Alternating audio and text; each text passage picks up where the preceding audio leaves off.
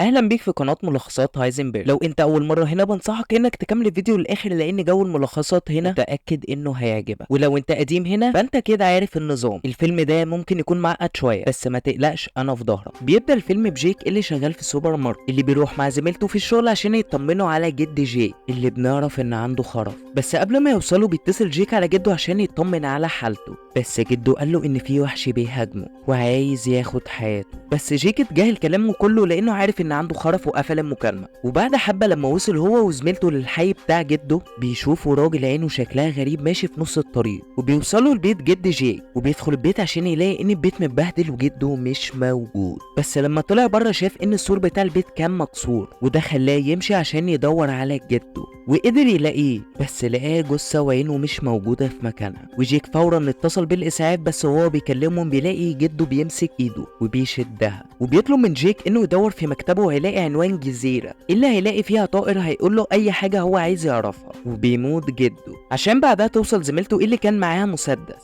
بس بيشوف جيك كائن غريب وراها، وده خلى جيك فورا يحذرها من الكائن اللي وراها. بس لما بتلف وبترفع مسدس عليه مش بتلاقي حاجه. وبعد شهر بيبدا جيك يزور دكتور نفسي لانه بدا يشكك في سلامه عقله، اللي بنعرف ان اسمها جولان، اللي كانت بتساعده في انه يتخطى كل مخاوفه اللي مر بيها. وجيك قال لها انه بيشوف كوابيس عن وحوش بتطارده دايما، بس جولان قالت له ان دي مجرد اوهام موجوده جوه عقله بس، وان دي مش اكتر من هلاوس. عشان جيك يبدا يحكي لها عن ان جده كان بيحكي له قصص عن صراعه مع الوحوش لما كان طفل، وان جده كان بيحكي له انه قضى طفولته مع اطفال اللي كان عندهم قوه خارقه في بيت اللي كان مملوك لواحده اسمها بيرجرين. وعلى الرغم من انه صدق القصه لما كان طفل، بس والد جيك كان شايف ان دي قصص الفها جده كقصص اطفال. وبعدها بحبه في نفس اليوم بيرجع جيك للبيت عشان يكتشف ان اهله عاملين له حفله بمناسبه عيد ميلاده. بس جيك ما كانش مهتم وده خلاه يروح اوضته. بس لما كان موجود هناك بتجيب له عمته هديه اللي المفروض جده كان جايبها له. ولما فتحها بيلاقي كتاب اللي كان مكتوب فيه بيت السيده بيرجرينز. وكمان بيلاقي جيك جوه كلام مكتوب اللي بيكون اسامي اشخاص. وكمان بيلاقي صورة لجزيرة اسمها كارولين هول، وده خلى جيك يبلغ اهله فورا والدكتورة باللي حصل. واقترح عليهم ان هم يروحوا هناك عشان يشوفوا لو بيت بيرجرينز موجود فعلا. وبخلاف ان اهله ما كانوش موافقين على ان هم يروحوا هناك، بتشجع الدكتورة النفسية جولان فرانك ان هم يروحوا هناك، لان ده هيقدر يساعده في انه يواجه مخاوفه لما يروح وما يلاقيش حاجة. وده خلى فرانك يقتنع اخيرا بالكلام، وبيركبوا مركب عشان يروحوا الجزيرة. وفي طريقهم بيشوفوا طائر في السماء، بس فرانك قال له ان الجزيرة هنا فيها طيور كتير. ولما وصلوا الجزيرة بيلاقوا فندق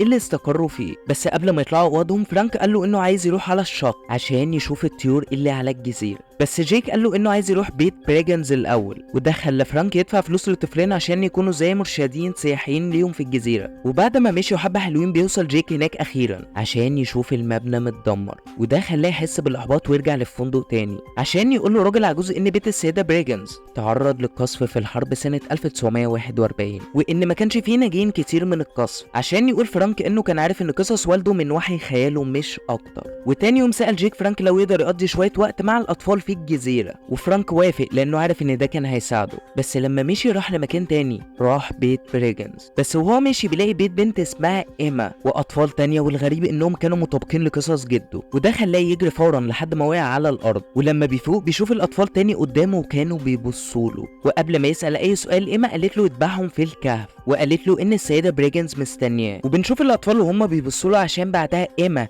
تاخده وتوجهه على الكهف. ولما كانوا واخدينه الكهف جيك كان خايف، وده خلاه يجري منهم ويهرب على الفندق. بس لما بيدخل الفندق بيلاقي المكان مليان ناس غريبه، ولما حاول يتكلم مع حد هناك كان كل الناس عدوانيه بشكل غريب. بس واحد من الاطفال اللي كان عندهم قوه خارقه اتدخل، اللي كانت قوته انه بيقدر يختفي، وبيتدخل عشان يبدا يحذف الاطباق والكوبايات على اللي موجودين في المكان عشان يدي فرصه لبنت اسمها اوليف تاخد جيك من المكان ويهربوا. وفي طريقهم لبيت بريجرينز ايما بتقول لجيك ان الكهف عباره عن حلقه زمنيه بتتعاد اللي كانت قبل القصف في سنه 1941 بس بيوم واحد. وده خلى جيك يتصدم من اللي قالته لان هو كان في سنه 2016. وبعدها بحبه بيقابل بريجرينز اللي قالت له ان هي كانت مستنياه، وان هي عارفه ان هو هيجي من الوقت اللي شافته على المركب هو وفرانك. بس وهما ماشيين قالت له ان هي تعرف جده وعارفه انه ميت، لانه لو ما كانش ميت كان قال لها ان حفيده جاي. وبعدها بحبه بيسال جيك عن الحاجات اللي كان عايز جده تقولها له، بس هي قالت له ان في حاجات كتير ما ينفعش تتكلم فيها دلوقتي.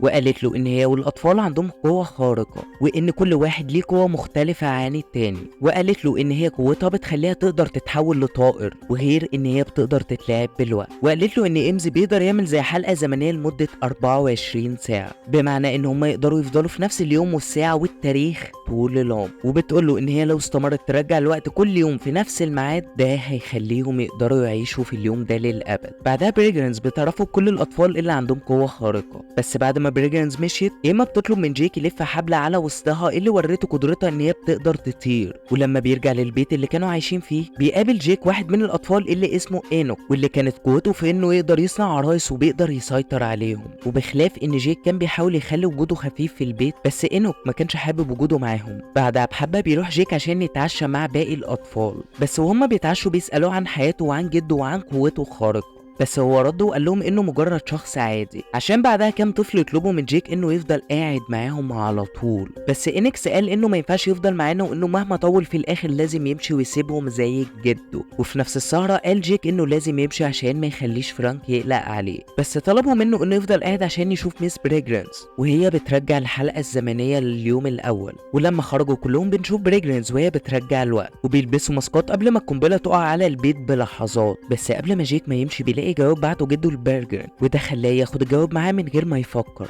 وبعدها اما بتاخده معاه للكافيه وبيسالها جيك ليه هي ما تقدرش تيجي معاه. قالت له ان هي لو خرجت من الحلقه الزمنيه هتكبر في السن وهتموت فورا، وان وجودهم في نفس الحلقه في سنه 1941 دي الحاجه اللي منع كل الاطفال ان هم يكبروا في السن ويموتوا.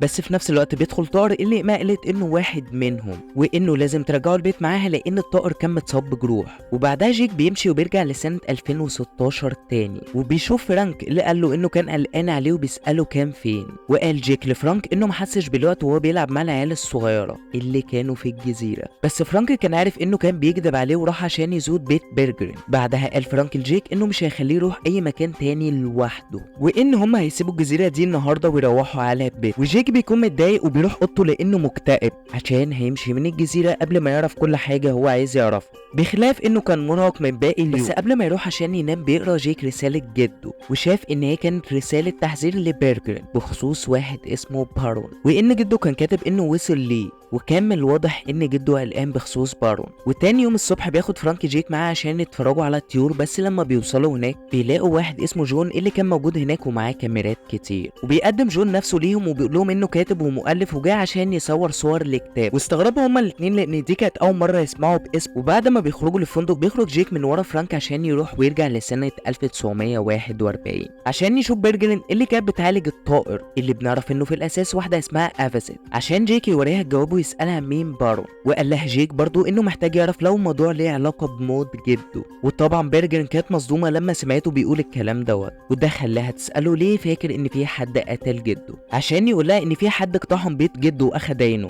بس بخلاف كل ده برجرين ما قالتلوش اي حاجه لان هي كانت خايفه ان المعلومات دي ممكن تعرض جيك لخطر، وده خلاه يحس بالاحباط. بس اينك عرض عليه انه يجي معاه عشان يجاوبه على كل حاجه هو عايز يعرفها. بس اوليف قالت ان دي مش فكره حلوه عشان بنعرف ان اينك عايز يخوف جيك عشان يمشي من المكان، عشان بعدها ياخد اينك جيك عشان يقابل واحد من الاطفال اللي بيكون اسمه فيكتور، واللي بنعرف ان عينه اتخلقت من مكانها بعد ما اتقتل من الوحش.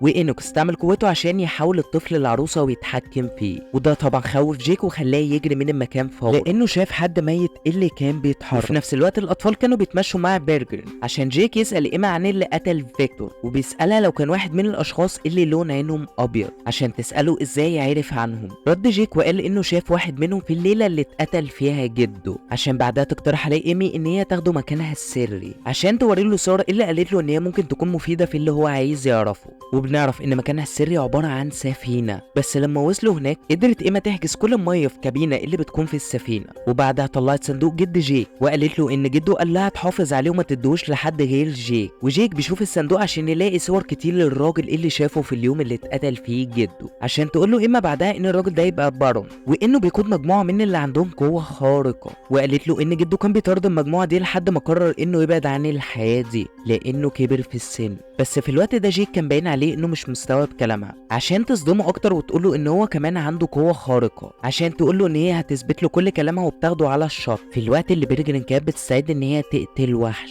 وبنعرف ان هي ما بتقدرش تشوف الوحش، بس جيك الوحيد اللي بيقدر يشوف الوحوش دي، وان الوحش ده هو اللي قتل فيكتور، وبما انه بيظهر كل يوم من نفس المكان في نفس التوقيت ده بيخلي بيرجن تقتله كل يوم، لان هي عارفه ميعاده والمكان اللي بيخرج منه حتى لو مش شايفه الوحش.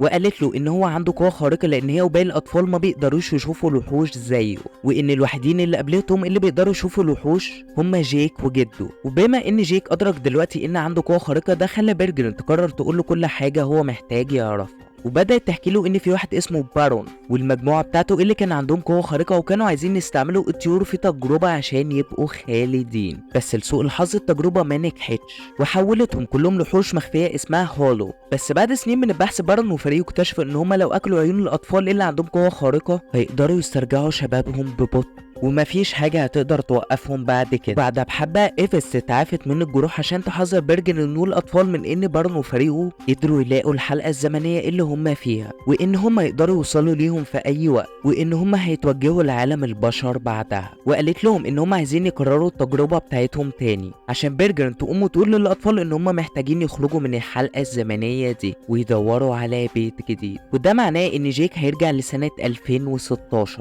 بس ايما عايزاه يفضل موجود معاهم، بس جيك قال لها انه مش هيقدر يعمل كده عشان عنده اسره ولازم يرجع لهم. ولما رجع الجزيره فرانك كان قلقان عليه لان في واحد على الجزيره اتقتل. بعدها بيشوف جيك ان عيون الضحيه مش موجوده، وبيفهم جيك ان بارون ممكن يكون موجود على الجزيره، وده خلاه يهرب عشان يحذر بيرجر من بارون. بس جون كان ماشي وراه في الكهف عشان يتحول جون الاول لدكتورته النفسيه قبل ما يتحول لشكله الحقيقي ويقول له ان هو بارون، اللي قال له انه كان لازم يعمل نفسه دكتوره ويسمع حكاويه عشان يقدر يوصل لمعلومات عن الحلقه الزمنيه ويوصل لمكانها، وان ده اللي كان عايز يعرفه من جده قبل ما يقتله.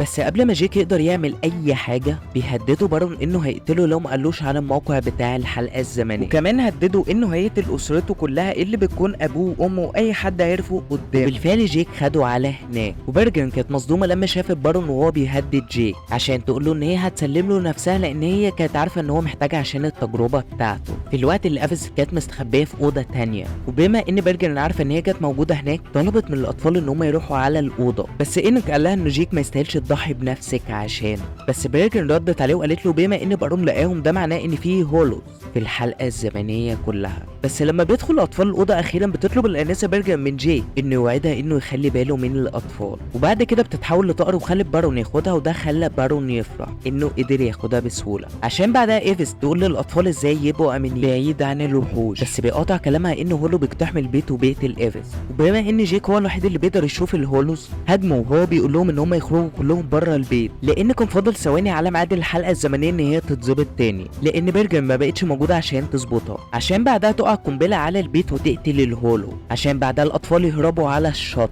عشان يلاقوا ان بارون اخد بيرجن ومشي من المكان. وده خلى ايما تقترح ان هي تطرده بالسفينه بتاعتها، وبداوا رحلتهم للمدينه اللي راح عليها اللي بتكون في عالم البشر. وفي الطريق ايما بتقول لجيك انه لو طلع من الحلقه الزمنيه هيطلع على حلقه زمنيه تانية ودي هتكون قبل سنه 2016، وده معناه انه هيقدر يقابل جده تاني لان ده هيكون قبل ما الهولو يقتله. بس بخلاف ده جيك كان قلقان لانه كان هيبعد عنه، وبيفتكر جيك وقتها الوعد اللي قطعه بانه هيحمي الاطفال مهما حصل. بعدها بيقابل جيك باقي الاطفال عشان يبلغهم بخطته اللي هينقذ بيها بيرجر وكمان باقي الاشخاص اللي كان بارون هيستعملهم في تجربته. وبعد فتره قدروا يوصلوا مدينه بلاك وبنشوفهم هما بينزلوا من السفينه وبيقفوا قدام مبنى اللي بيكون بتاع ملاهي، وراحوا على هناك عشان يتسحبوا وبيتفاجئوا ببارون قدامهم اللي كان بيتكلم مع 2 من فريقه اللي كان بيقول لهم تفاصيل وخطوات التجربه اللي كانوا هيبداوها. وبعدها بيساعد جيك ايما على ان هي تطير عشان تقدر تمرر رساله لبارون اللي قالت له يتخرج كل الرهائن بره يا هتواجه عواقب شديده. وبعدها هربوا عشان بارون يتعصب ويقرر انه يبعت هولو وراهم، بس واحد من فريقه قال له ان ده ممكن يكون فخ، بس بارون قال له حتى لو فخ الهولوز المفروض يقدروا يتكفلوا بيهم بسهوله. بعدها بيبعت الهولوز بره، بس جيك كان بالفعل عنده خطه عشان يخلي الوحوش مرئيه لباقي الاطفال اللي اشتغلت كويس جدا، وبيقدر الاطفال بعدها يقضوا على الوحوش بسهوله بمساعده العرايس بتاعت انوك وقوتهم الخارقه، عشان بعدها بحبه يرجعوا الاطفال للمبنى عشان يبداوا يهاجموا بارون. بس بخلاف كل جهودهم ما كانوش ند لبارون اللي قرر انه يبدا التجربه بتاعته عشان يكون خالد. بس قبل ما يبداها ايما بتوقفه وجيك بسرعه بيحرر الطيور اللي اثرهم، بس للاسف ايما ما قدرتش تحتويه لفتره طويله لانه كان اقوى منها. بس لما هرب جيك كان حرر الطيور كلهم اللي هاجموا بارون وهم بيطيروا، عشان بعدها جيك يقول لبارون ان هو يستسلم لانه خلاص خسر كل حاجه وبقى لوحده. بس بارون اتضايق وقال له انا همسح الابتسامه دي من على وشك. ايما وانك اقتحموا المكان عشان يشوفوا اتنين جيك في الاوضه، لان بارون قدر يغير شكله بسرعه قبل ما هما يدخلوا الاوضه، وده خلى ايما وانك مشلولين في مكانهم وجوه دماغهم سؤال مين هو جيك الحقيقي. بس جيك بيشوف هولو بيفضل ساكت ومستني الهولو اللي كان بيتسحب من ورا بارون، اللي هاجم بارون عشان يقتله لانه افتكره جيك. وبارون قعد يقول له انه مش جيك، بس قبل ما الهولو يستوعب ويبدا يهاجمهم جيك بيهاجمه، عشان ايما تقول له بعدها ان هم لازم يمشي قبل ما الحلقه الزمنيه بتاعتهم تتقفل وما يقدروش يرجعوا تاني. وفي الوقت اللي كان جيك بيودعهم ايما قالت له انه مش محتاج يقلق عليهم، لان هم هيبقوا كويسين عشان هم بقى عندهم الجرأة ان هم يحاربوا الكائنات دي. ومن غير ما جيك يضيع وقت بيروح على بيت جده عشان يقابله، اللي كان مبسوط انه شافه، عشان جيك بعدها يقول له على كل اللي حصل، وانه بيتمنى انه يكون مع باقي الاطفال عشان جده يديله الهديه اللي بتكون كتاب تاني. بس لما بيفتحوا بيلاقي فيه فلوس، عشان يسالوا جيك الفلوس دي بتاعت ايه، عشان يقول له انه يقدر يلاقي الاطفال المميزين في العالم كله، واداله خريطه وطلب منه انه يساعده. وبيبدا جيك في رحلته في انه يلاقي الاطفال قبل ما يسيبوا المدينه في 1941. بس بيقابل ايما اللي كانت فرحانه ان هي شافته، وبيرجرين اللي كانت فرحانه وهي بتبص على الاطفال من فوق البرج. بس وبيخلص الفيلم على كده. وما تنساش تعمل اشتراك في القناه عشان تشوف كل جديد.